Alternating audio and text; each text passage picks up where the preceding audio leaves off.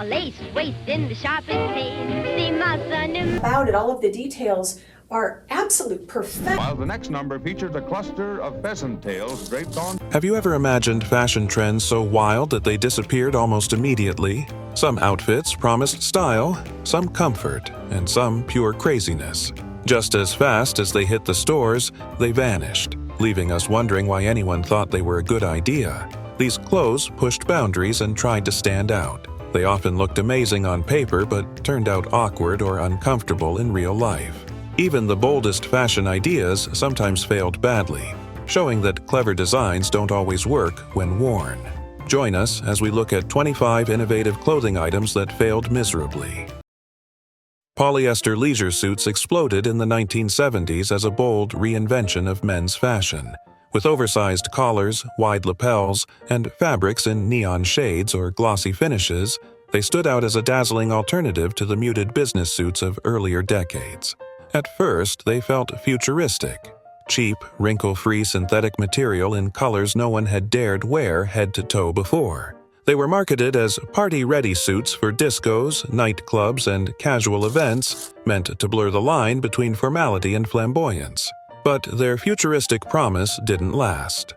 In the Twin Cities, Donaldson's leads the way this Christmas with men's two-piece Farrah leisure suits of 100% polyester double knit in mix-and-match combinations. The polyester of the time trapped heat and sweat, making dancing uncomfortable, while the stiff texture made movement awkward. What seemed like a revolution in men's style quickly became notorious for being impractical and flashy to the point of parody. By the 1980s, the leisure suit had vanished from store racks, surviving only in retro photos and comedy sketches. Today, it remains a symbol of how daring fashion experiments can briefly electrify a decade before burning out. Exploded in the 1950s as oversized felt circle skirts, often adorned with applique designs such as dancing poodles, jukeboxes, or other kitschy motifs. Originally created for teenage girls, they became an instant symbol of post-war youth culture, embodying playfulness, freedom, and a carefree spirit. Adorable poodle skirt. It's got the nicest felt. Totally fits just like a regular poodle skirt. Usually the poodle does have a little sparkly eye, but my daughter... Worn most famously at sock hops and dance halls, they were paired with saddle shoes, bobby socks, and cardigan sweaters to complete the look. The full, swirling silhouette made them perfect for twirling, capturing the optimism and energy of the decade. However, their novelty appeal and impracticality limited their longevity. By the early 1960s, changing tastes shifted toward slimmer, more streamlined silhouettes, and poodle skirts quickly faded from fashion. Today, they survive largely as nostalgic icons of the 1950s, often recreated in costume or retro-themed events as a charming reminder of an era defined by youthfulness and style experimentation. In the 1970s, designers tried to push men's fashion in a playful new direction with rompers, one-piece outfits that combined a shirt and shorts into a single garment. Marketed as easy, modern, and carefree, they promised convenience. No matching required, just zip or button up and go. Some came in terry cloth or cotton blends for leisure wear, while others leaned into bold prints and bright colors, aiming to capture the same casual confidence as women's summer fashion. For too long now, mankind has been forced to wear t-shirts and shorts as two separate garments. But the experiment never caught on.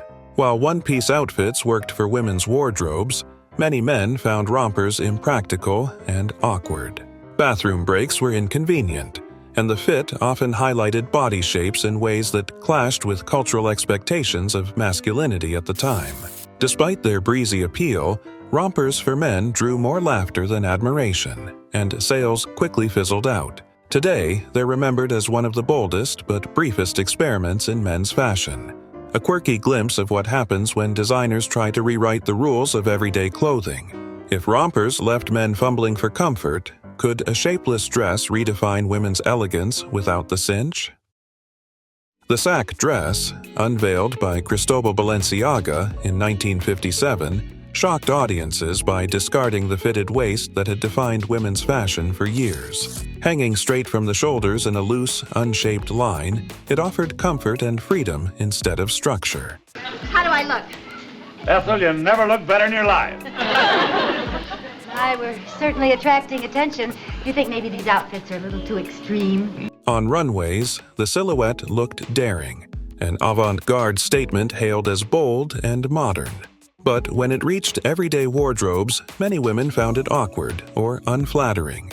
What looked architectural on tall models often appeared baggy on ordinary bodies. By the early 1960s, the style largely faded, though variations lingered.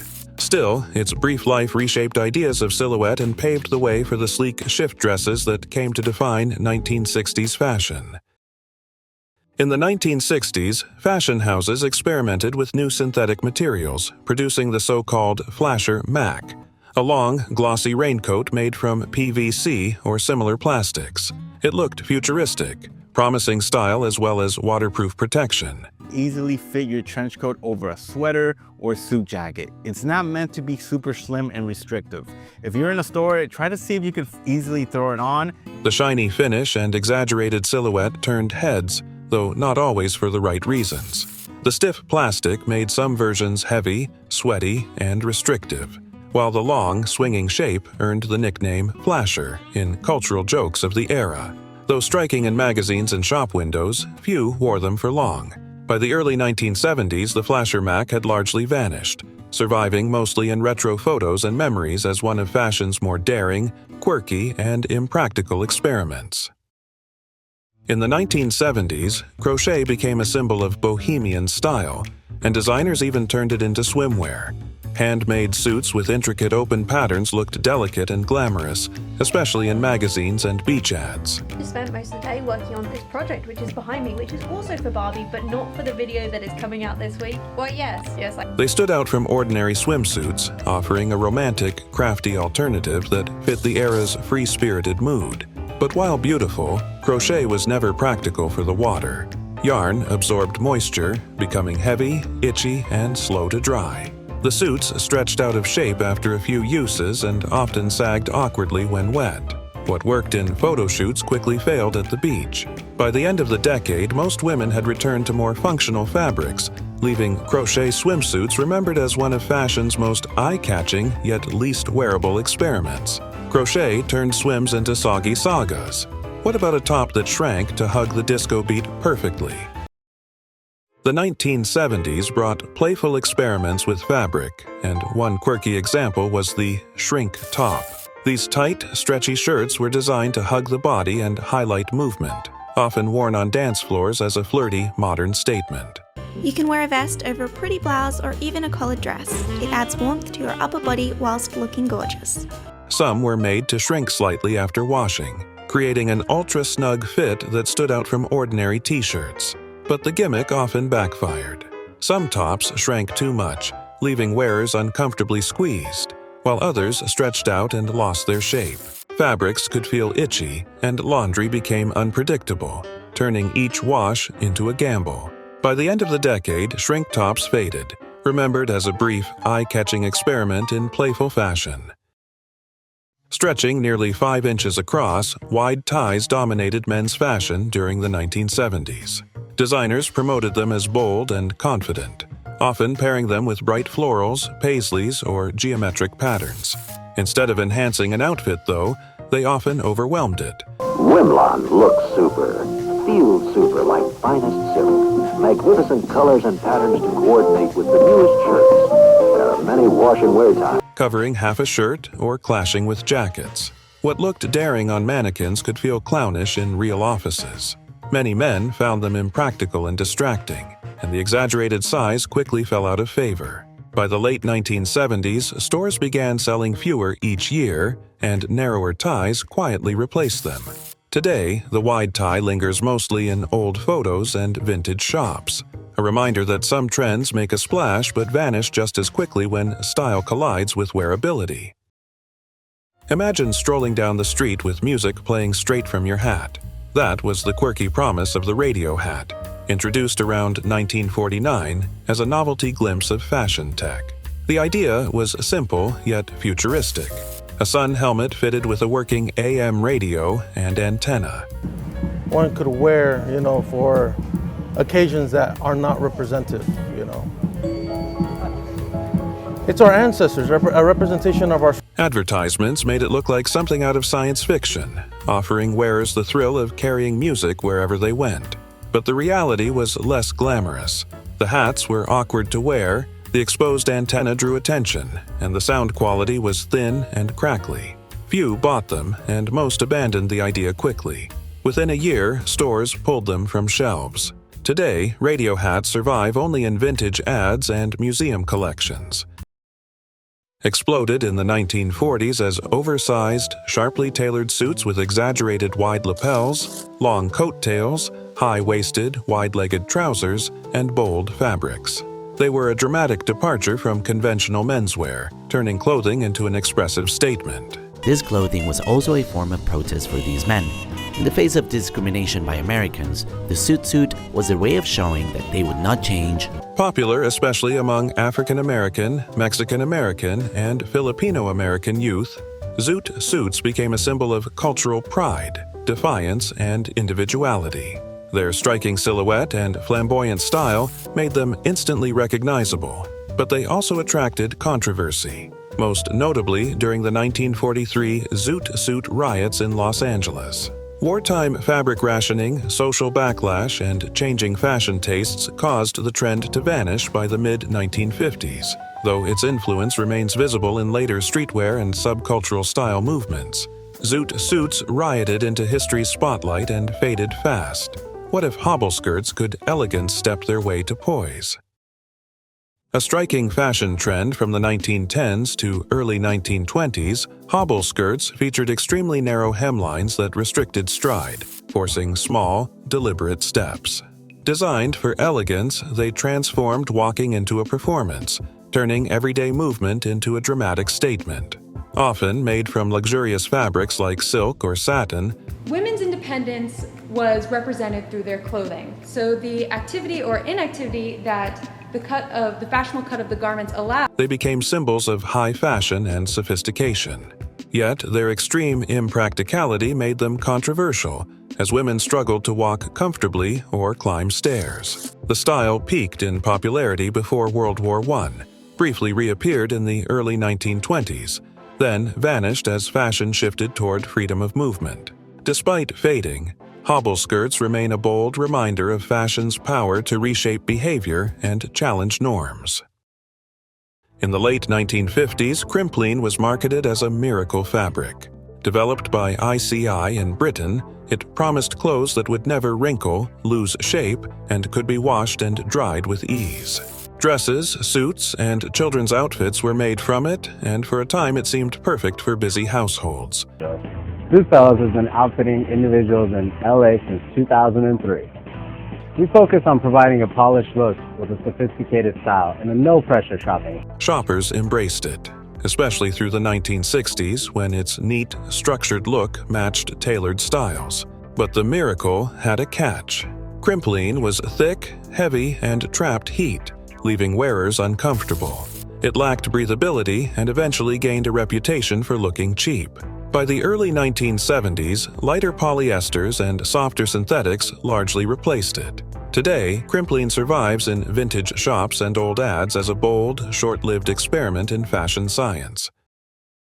In the 1970s, men's shirts grew collars so wide and pointy they earned the nickname disco collars. Designers believed the exaggerated spearpoint look would make suits modern and stylish, but it often came across as cartoonish. The sharp tips stuck out over jackets, sometimes brushing shoulders or flapping as you moved, and they bent awkwardly after a few washes. You disco fans from the 70s, from the hard mark retro pounds, we're bringing you today this classic band. On runways and in magazines, they seemed bold and glamorous, but in everyday life they quickly became a punchline. At first, oversized collars appeared everywhere, from leisure suits to nightclubs. But as trends shifted, people found them too flashy and impractical. By the early 1980s, they had mostly vanished, leaving only retro photos and disco-era films as reminders. In the late 1970s, Australia introduced stubbies, short, tight men's shorts designed to show off legs and movement. Marketed as sporty, durable, and casual, they became a symbol of surf and youth culture. The fit was so snug and brief that many men felt more exposed than stylish. Starting out with 6-inch. Now, this is probably the proper length of short for me, and also most average height men. The shorts often rode up when sitting or walking, making daily wear awkward, and parents and teachers sometimes complained they were too revealing, with some schools banning them. Though popular in surf and sports circles, most men avoided them outside casual settings. By the mid-1980s, fashion shifted toward longer, looser cuts, and the ultra-short stubbies lost ground. Today, the brand survives, but the original style lives on mainly in nostalgic photos and pop culture jokes. In the 1980s, fingerless lace gloves became a symbol of bold, rebellious fashion. Popularized by music icons like Madonna and rooted in punk and new wave style, they were worn by teens and young adults at concerts, parties, and clubs as a statement of edgy glamour. But beyond the stage lights, the reality was less glamorous. Welcome back to my channel. In today's video I'll show you how to make these lace fingerless gloves. The delicate lace tore easily, snagged on jewelry and bags, and offered no warmth or real function. Many wearers also found them itchy or uncomfortable for long use. By the end of the decade, their impracticality outweighed their appeal, and the trend faded. Today, fingerless lace gloves survive mainly as retro costume accessories and nostalgic nods to the dramatic spirit of the 80s. Fingerless lace snagged glamour's thread. What about terry cloth, turning towel softness into everyday chic? Terry cloth clothing became a short-lived craze in the 1970s. Designers used the towel-like fabric to make hoodies, pants, and even dresses, hoping to turn softness into everyday style. At first, people liked the cozy idea, but problems showed up quickly. Here's a beautiful terry cloth tie halter. You tie it right here, and it's elastic, so it's meant to tie. The material was thick and heavy, making wearers sweat even in mild weather. It stretched out in strange ways, wore down after a few washes, and the textured look often came across as cheap rather than fashionable. What seemed playful in magazines felt impractical in daily life. Shoppers soon turned back to lighter, more versatile fabrics, and stores quietly dropped the trend. Today, terry cloth survives in robes and loungewear, but its moment as a mainstream fashion statement is long gone. Wide lapels swept into men's fashion during the 1970s, turning jackets and suits into bold statements. These oversized collars stretched far across the chest, meant to project confidence and flair. On fashion icons and disco dance floors, they looked daring. Exact same suit. The only thing that is different is the lapels on the jacket. It is tailored the exact same way, but the lapels are wider on this. But for everyday wear, they were harder to pull off. The exaggerated size often overwhelmed slimmer body types, and clashing patterns made outfits feel busy or unbalanced. As styles shifted toward sleeker, more minimal tailoring in the early 1980s, wide lapels quickly fell out of favor. Today, they survive mostly in vintage photos and retro-themed outfits, remembered as a hallmark of 1970s excess. Wide lapels show how a look can dominate an era, yet fade just as fast when real life demands something simpler. Burst onto the scene in the 1980s as sleek, close-fitting trousers featuring a strap that looped under the foot to hold the pant leg in place. Originally designed for athletic purposes like horseback riding and skiing, they quickly became a mainstream fashion staple for both casual and workout wear. 2-minute special. We're going to do 2 minutes or sell out on the stirrup pant. I'm so excited these are back. Guess what? We have... Their stretchy fabric and streamlined silhouette offered a futuristic second skin look that fit perfectly with the era's fitness craze.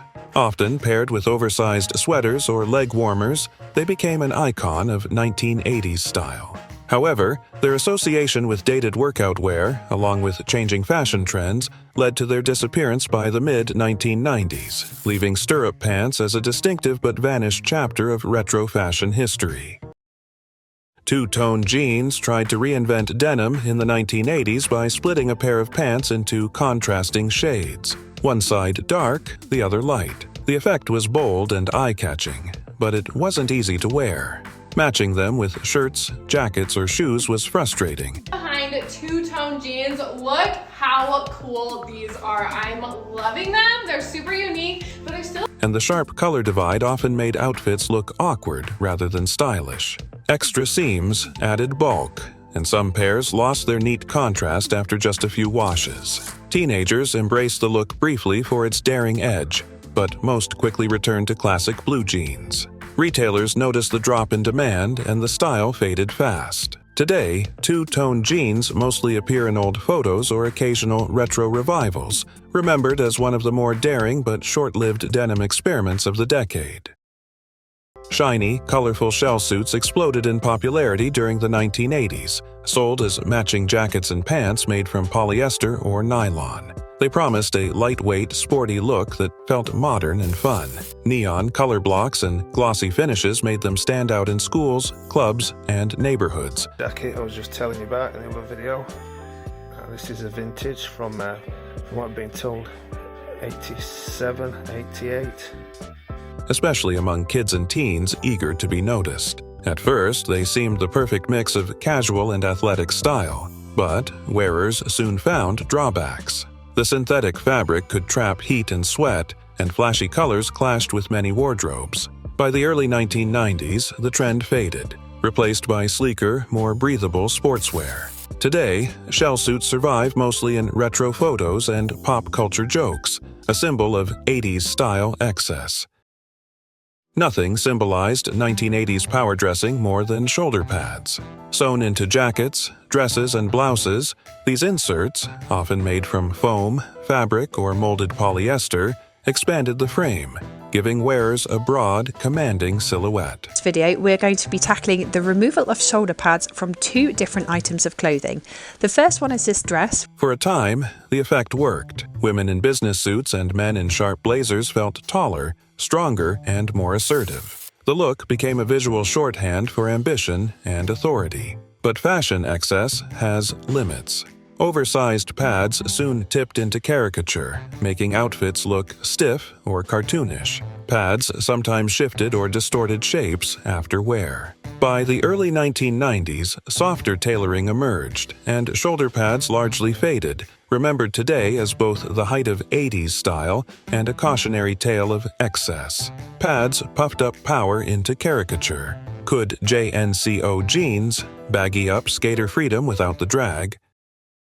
JNCO jeans stormed the 1990s with their ultra-wide legs, some stretching over 30 inches across. Skaters, ravers, and rebellious teens loved the roomy fit and oversized style that broke every rule of denim. But while bold, they proved tricky in real life. The giant cuffs dragged on sidewalks, frayed quickly, and sometimes got caught on bikes, skateboards, or even escalators. As you can see as I walk on screen here, not quite Genco jeans, but I was able to find a pair of... Schools and malls in the U.S. occasionally banned them for safety reasons, and many parents hated the exaggerated look. Though sales stayed strong for a few years, the extreme design didn't age well. As the 2000s leaned back toward slimmer jeans, JNCOs rapidly fell out of fashion. The brand has seen niche revivals, but the original craze remains a 1990s relic. JNCO jeans showed how far denim could be pushed, but also how quickly extremes can fade when comfort and practicality lose out to size and spectacle. Spandex bodysuits were a bold trend of the 1980s, born from the fitness craze that made stretchy, body-hugging clothing a symbol of energy and modern style. Dancers, aerobics fans, and performers embraced them for movement and flair, often in bright, eye-catching colors. But outside the studio, bodysuits presented problems. .net coming at you with another spandex review. Today I will be reviewing this Gilda. The tight, shiny fabric revealed every contour, making casual wear feel exposing and awkward. Heat and sweat made them uncomfortable for long periods, and bright stage-inspired designs often looked out of place on the street. Over time, the style lost mainstream appeal. By the 1990s, bodysuits had largely disappeared from everyday fashion, surviving mainly as costume pieces or athletic wear. They remain a vivid reminder that striking stage fashion doesn't always translate to everyday life. Touch a shirt and watch it change color. Hypercolor shirts were a short-lived sensation in the early 1990s. Made with thermochromic dyes, they reacted to body heat, creating swirling patterns that thrilled kids and teens. At first, they seemed like a brilliant novelty. Hypercolor line. I don't know if you remember this at all or not growing up, but this came out in 1988. And really it ran through the early 90s. It was very popular. Fun, playful, and unlike anything else in fashion. But the reality was less magical. Sitting, hugging, or even being in the sun could create odd, messy patterns.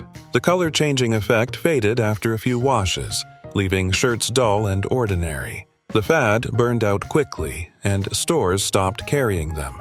Hypercolor shirts live on mostly in retro photos, a vivid reminder that clever ideas can sparkle briefly, but won't last if they can't work in everyday life. Ever wondered why pants could look like giant pillows? Balloon pants appeared in the late 1980s as a daring fashion experiment. With ultra-wide, gathered legs, they created a dramatic, rounded silhouette that caught attention. Designers aimed for playful freedom of movement, but in reality the style was awkward. Walking felt strange. Stairs and crowded buses became tricky. Project, and this is basically what the navy pants will also look like, as you can see. And the fabric bunched oddly, making the legs look heavier. The look appealed to niche fashion circles and avant-garde designers, but never became mainstream. By the early 1990s, balloon pants had all but vanished. Today, they survive mostly in vintage photos as a reminder that even the boldest ideas can be impractical. Sometimes, too much space in clothing is less style and more style disaster.